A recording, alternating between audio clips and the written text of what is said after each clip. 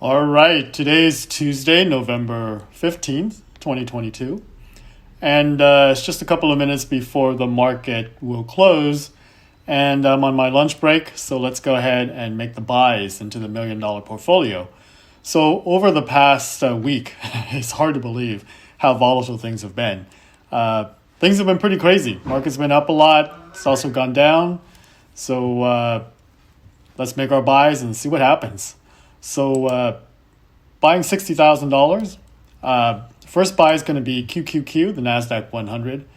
We'll buy it at market for 123 shares, so about 35,500. Let's get this order reviewed.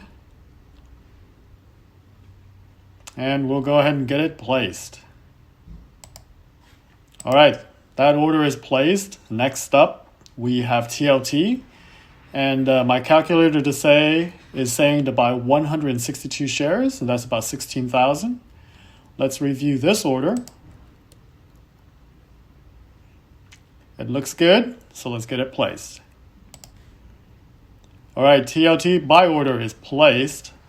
Last but not least, let's buy some O. This is the REIT, and I'm supposed to buy 130 shares at market price, about 8,400. Let's review this order. And we'll get this one placed as well, as it looks good. All right, all of our buys are in, so let's refresh the portfolio and see where we stand. Cash should go down. And it did, and our positions went up accordingly. So that's the buy for this month. As to what has happened with the market, like I said, it's been crazy this past week.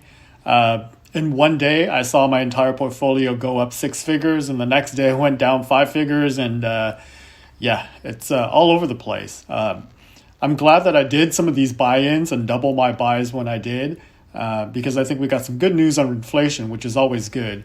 I think the hope is that what will happen is that the Feds will see this data and perhaps slow down their increases.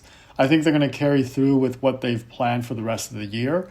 But there's hope that because of the data and it's looking good, that it'll slow it down going into 23.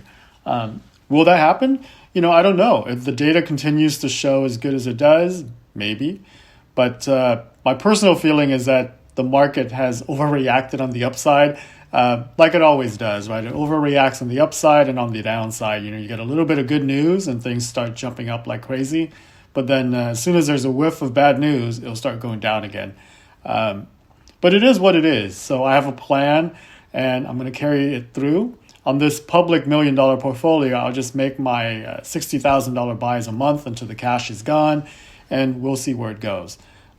In my personal portfolio, it's a combination of this allocation. I would probably say that 80% of my portfolio has this allocation in a variety of accounts, but then I have one that has a very similar allocation, but it uses leverage ETFs that I talked about a couple weeks ago.